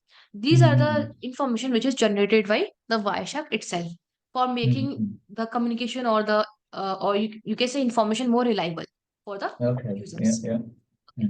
Then you will also see some links there. Links for example, we have TCP packet, TCP SYN, SYNAC, and ACK packet. These packets in pair. So if you click Okay. on any TCP SYN packet, you will find a link of TCP SYNAC packet. Okay, like a link of packets. For example, ICMP request and reply packet. So when you click on request, you will get reply packet link in the request Okay. packet. Okay, Yeah. Yeah. and that is also generated by Wireshark. Okay, Yeah. so any information you find inside square bracket, that is not the part of your packet. Okay. Yeah. Yeah. And packet bytes, we mainly use packet bytes for malware analysis in the Wireshark. Okay. Yeah. Otherwise, we don't have any other meaning of using packet bytes. Okay. Then packet diagram, as I said, packet diagram is a reflection of your packet details. Okay. Yeah. Yeah. Okay. Then last fifth is status bar. In the status bar, you will see the entire details of your packet, like how many packets are captured and how many packets are displayed. For example, here you can notice in the Wireshark, here you can see how many packets are there, 53,000. Okay, Yeah. total number of packets. Displayed here is when you apply any filter, you will notice that this will change, this number will change. Okay, for example, if I apply filter here, let's say TCP only. Okay, now you can notice out of 53,000 packets, displayed is 50,000, which is 50,000 packets are of TCP only. Okay, you can notice. And here you can also notice what kind of filter we have applied. TCP filter we have applied here. Okay, so in the left Okay. right corner, you will notice TCP filter. And here we have this profile option. Now, what is this profile option? Profile option will, you can create your own profile in the Wireshark. For example, there's a system which is the same system which is used by the network engineer, cybersecurity analyst, and the application developer. Okay, so the application developer, they have their own requirements. Cybersecurity analyst, they have their own requirements. So they will change the interface of Wireshark as per their requirements. Okay, so you can create your own profile and you can create your own interface. And each and every interface is different from other profile. Okay, that is the main use of creating a profile. You can make changes. For example, the cybersecurity analyst remove this packet bytes or remove this packet details from from its interface. And let's say the cybersecurity analyst change the color of these packet list here. Okay. So and that application developer changes color as per its preferences. Okay. So they are updating the Wireshark interface as per their needs. Okay. So if they're using the same system, so their changes, whatever they're making, if they do not want to collide with each other, then that is why they use profile option here. Profile is for creating the profile uh for each and every profile. Okay, like for each and every user. So you can create as many as profile from this option. And if you want to create profile, you can click on capture and options here. Yeah. Okay, so there's the option of creating a profile, I guess, or we can create from here as well. Okay, so basically we can create with the help of preferences.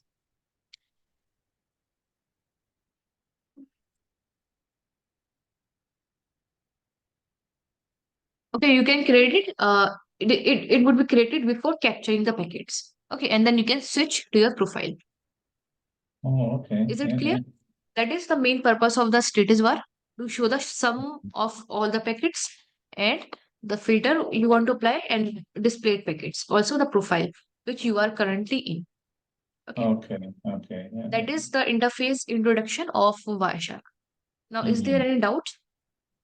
Uh, that's fine. I mean, I'm planning to get into the deep for, I mean, I want to learn more about Wireshark, but that's fine. I mean, here for the part of cybersecurity is fine. Maybe I'll take another course from you.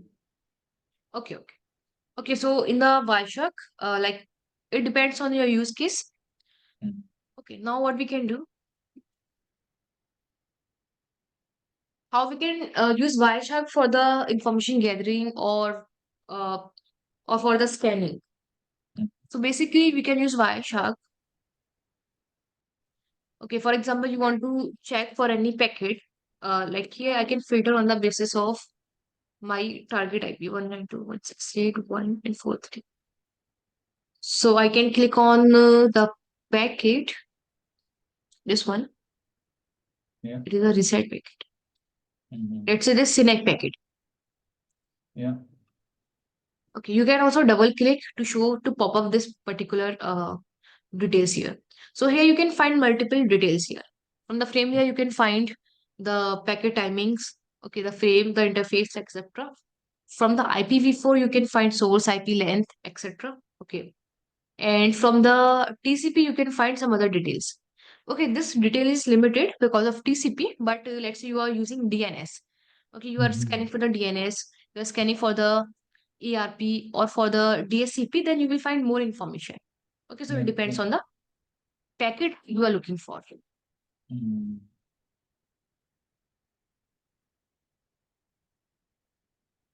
Now, how we can scan beyond IDS or firewalls? Like how we can bypass the IDS or firewalls?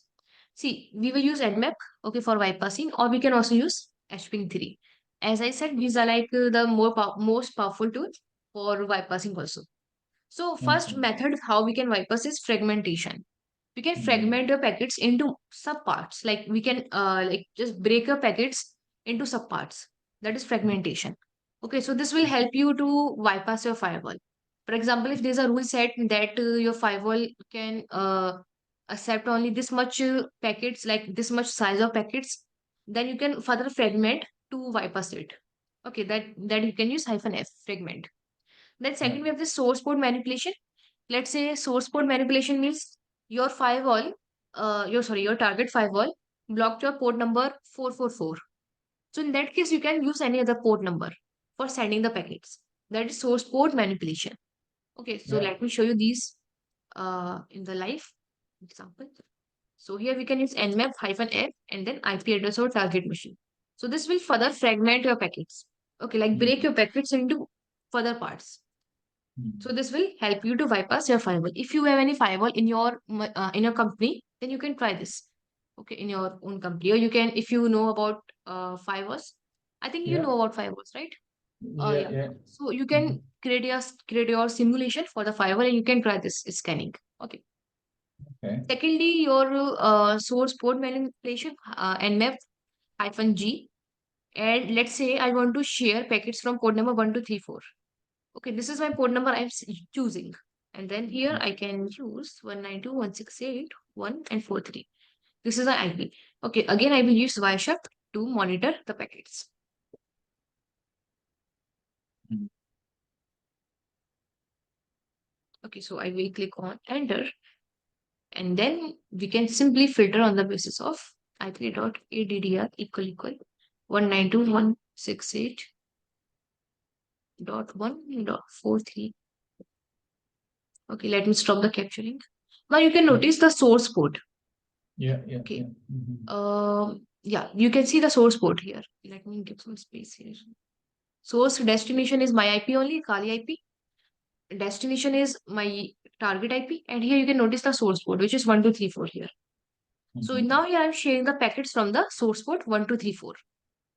Okay, this is how it is working. Okay. You can also change any other port of your choice. If any port blocked by your firewall, by your target firewall, then you can manipulate your source port. Even you can create a Python script for automating this stuff. Okay, like for automating the entire stuff. For example, if you have started with the information gathering, then we are on the scanning. Then you can use a Python script to perform all these operations by itself. Okay, you don't need to move a finger. Okay, that you can use, that you can do with the help of Python. Then we have maximum transmission unit. Here you can define the size of a packets you want to share in bytes. Okay, for example, you can use hyphen NPU and then here 12 bytes. You can break down into 8 bytes, 4 bytes, and so on.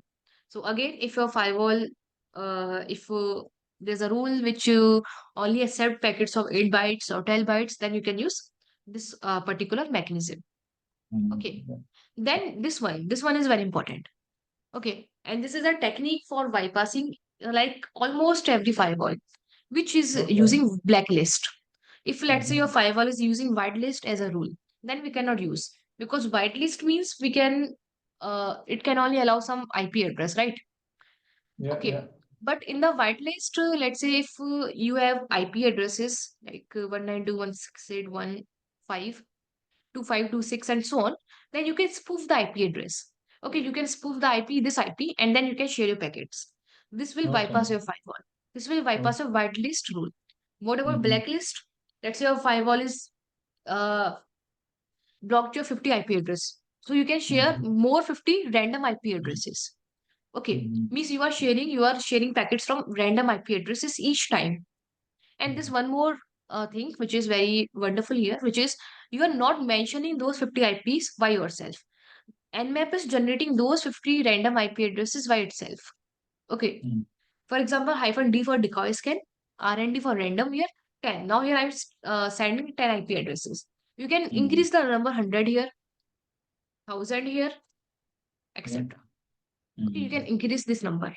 Here I am keeping this 10 only.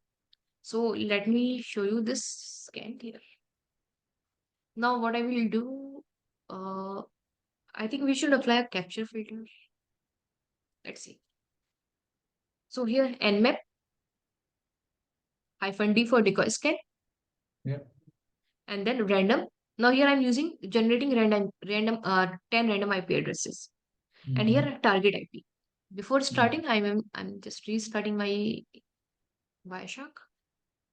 Okay, now you can see we don't have any packets currently because of I have applied this filter, display filter. Now when I click on enter, okay, now packets has been started capturing. So for now, I'm stopping the scan here for now. Okay.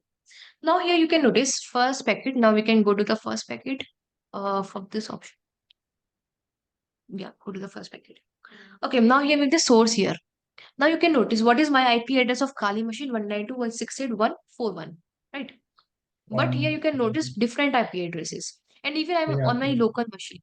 Now here you can see 29, one IP, second IP, third IP, fourth IP, fifth, sixth, including 10 means including your Kali IP as well, which means 9 random IP plus 1 Kali IP, 10. Okay, 1, 2, 3, 4, 5, 6, 7, 8, 9, 10. Okay.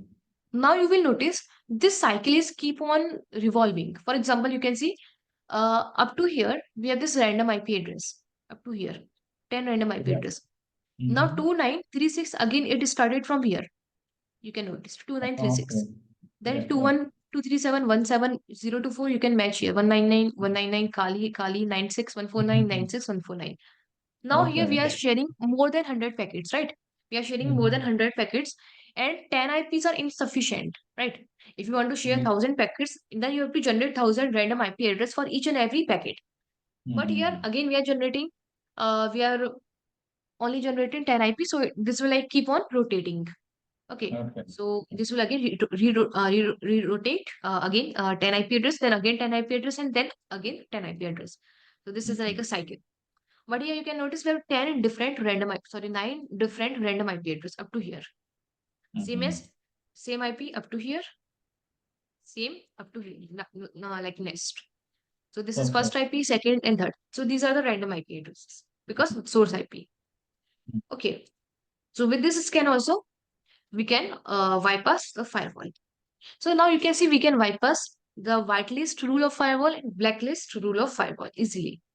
Okay. Okay. Yeah. More else, if again, if there's a rule which is like keep on blocking your IP addresses.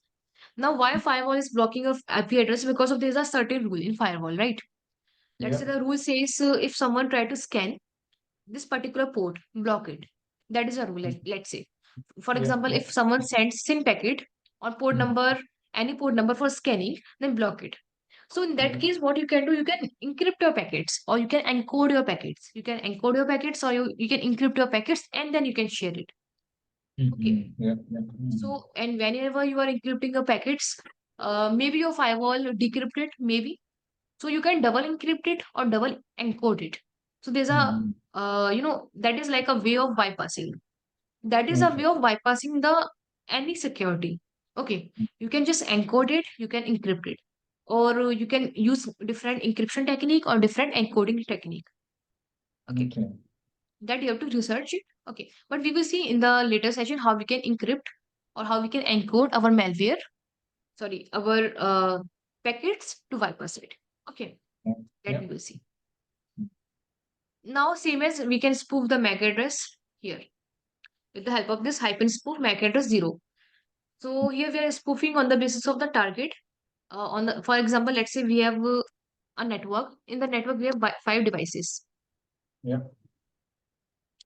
So in the network, we have 5 devices. Let's say device number 1, 2, 3, 4, 5. So basically, the index number start from the devices is 0. Means for the nmap, 0 means device number 1. 1 means device number 2. Okay, this is like an index number. You can like think of. Okay, now here we are spoofing the MAC address on the basis of that index number. So we want to spoof the MAC address. Let's say my machine is machine number 5, and I'm Yeah. sharing packets to machine number 3. Okay, Mhm. because we are on the same network. So my machine is which is attacker machine is 5, and Yeah. target machine is this one. So now I can spoof, let's say my target machine or there's a firewall which blocked my IP address, sorry, my MAC address now. Okay, and we can temporarily change the MAC address or we can spoof MAC address on the fly with the help of nmap. Okay, how we can Mhm. change the MAC address that we will see, but how we can change it on the fly with the help of packets, that we can use this command here. Okay, 0 means here I'm indicating that I want to spoof the MAC address of 0 device, which is one device, first device. You can use 1 here as well. Okay, it depends on how many devices are connected in your PC. It's or in your Okay. network. Mhm. Okay, so Yeah. you can also split it. You can also change your MAC address. For permanent change, you have to change your NIC card, your hardware card. That is not, not possible. So you can either temporarily change your MAC address or you can use this command here. Yeah. Yeah. Or what you can do, you can also use Python to create a script for keep on temporarily changing your MAC address after 10 seconds, 1 minute, 2 minutes, etc. So this will like keep on changing your MAC address. So this way Mhm. also you can bypass your firewall if your MAC address is blocked. Okay, Mhm. is it clear? Yeah, that is clear. Now we have this create custom UDP TCP packets. Now same we can perform with the help of hashping theory. Okay. Now here we can see, here if we have this target IP, we can mention UDP, we are sharing the UDP packets, random source. Now again here we are generating the packets from random sources. Now Mhm. hashping 3, here we are not mentioning how many IP we are generating. So it will generate IP address as per the packets and data size is 500 here. Okay, so let me copy and let me show you this command. This is again very useful command for bypassing. Mhm. We can clear the screen. We can use hpin3, paste it, and then here we can simply change the IP address. Target IP is 192.168.1.43. Again, we can start the Wireshark Mhm. and then click on it. Now you can notice packets capturing has started. Now it is a bit slower because the HPN3 is generating random IP addresses. But here you can notice we have different IP addresses here. These are all Yeah. UDP packets here first, and you can see source here. This source, these are all different IP addresses you can notice. Okay. These are all different IP addresses. Yeah. Yeah. Even they are not even rotating, I guess. Mhm. Yeah, they are even not rotating. So this HPN3 will generate the IP address like all randomly. HPN3 can generate IP address of the same network, but different, like different host. Okay. Yeah. So Yeah. let me stop it here. So we have transmitted 52 packets, and here we have these packets here. Okay, so these are all UDP packets.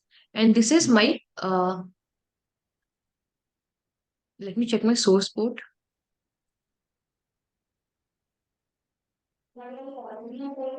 Uh,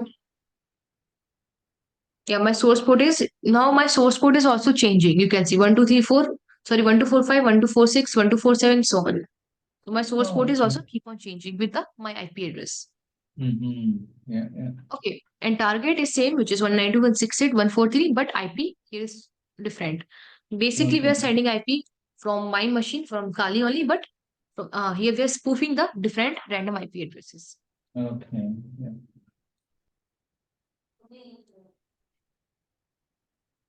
Is it clear? Yeah. This That is clear. command, this command is mainly for flooding the target with lots of packet. This is mainly for a Okay. DOS attack if you want to apply. Yeah. So this we will see in the DOS module. Okay, when we how we can apply a DOS attack and so on. So this is Yeah. not like meant for here. So let me remove this. This we will see in the DOS attack, like how we can flood the target server with the help of HPing3 or NF. Okay. Yeah. So then we have this browse your browser or your internet anonymously. So here we can use proxy switcher. So this is like if you want to apply proxy in your Windows machine. So this is again not a free application, but you can use for 30 days. And this is for Windows. You can search for proxy switcher dot. Okay, click on this first URL. And here now you can install this downloads. Okay. You can download this proxy switcher standard. So this is only available for 15 days. Okay, you can install it. Again, my trial version is over. So what you can do, you can install it. Okay. And again, it is very simple to use. When you install this proxy switcher, you will notice after installing the proxy switcher, you have to open the application, and there you have to install some extension there. Extension means some countries VPN or countries proxy there. Proxy means IP address on, right? So there you have to install the some countries IP addresses. Then you can click on. So it will like keep on revolving your different country's IP address whenever you are browsing your internet. So this will like hide your identity on the internet. Secondly, you can use like VPN also. For the VPN, you can use this CyberGhost VPN. Again, it is not free. You can install it. VPN is common. You can simply install it and turn on. If you want to use a free VPN for a browser, then there's a VPN known as ZenMate that you can use. Okay, you can search for ZenMate VPN. ZenMate for Chrome. Yeah. It is a extension here. Mm-hmm. Okay, which is this one. You can enable it. Okay, Yeah. you can simply install it and you can enable. So in this VPN, you will get only 3 to 4 countries. Okay, that is enough even for us for the VPN. Okay, and if you want to pay it, you can pay it also. It is like a free VPN. It will like allow you some few countries. Okay, and second VPN you can use this one, which is uh,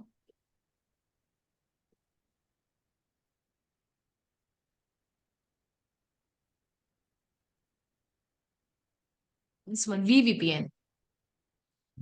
So here you can search for VPN Chrome extension. It is also free. So you can also use this extension. So you can add both. Okay, so again, this will allow you some more countries like Germany or US, UK, Singapore, etc. So you can simply add it. Okay, so if I turn on this VPN, even you can use Netherlands. Okay, like France, you can use Netherlands, Russia. These are some few countries you will get for the free VPN, and rest you can pay for it if you want. Okay, even it is not necessary to pay. You can just keep on changing a VPN. For example, USA, Virginia also. So let's click on Virginia here and click on VPN on. So this will take some few seconds. Yeah. Okay, now you can see my IP is changed. You can click on no thanks here, and you can see my IP is 147, which is changed here. Okay. So you can also use these free VPN, either GenMate or like ZMate you can use, or this VPN. These are free and these are even reliable. For example, whenever you are browsing any website, your IP address will not get blocked. Okay, for example, some server, they like block your DNS IP address. Okay, like DNS and IP both. Sorry, IP address. So in that case, these are like reliable than any other VPN, and at top of that, they are like free. So you can use it. Yeah. Okay, so is it clear? Any questions? No, that is clear. It's okay to me. Okay, so in that tomorrow we will discuss animation. Okay, no worries. Okay, Yeah, so fine. you can what you can do, you can just practice on these scanning network, all these tools here. Okay. Okay, yeah, I'll try to do it practical online. Yeah, I will share this file as well as the recorded session by evening. Okay, yeah, that'll be great. And when do you want to join tomorrow? If possible, same time. Okay, we will connect tomorrow at the same time. Okay, that'll be great. Okay, thank you. Okay, then, thank you. Bye.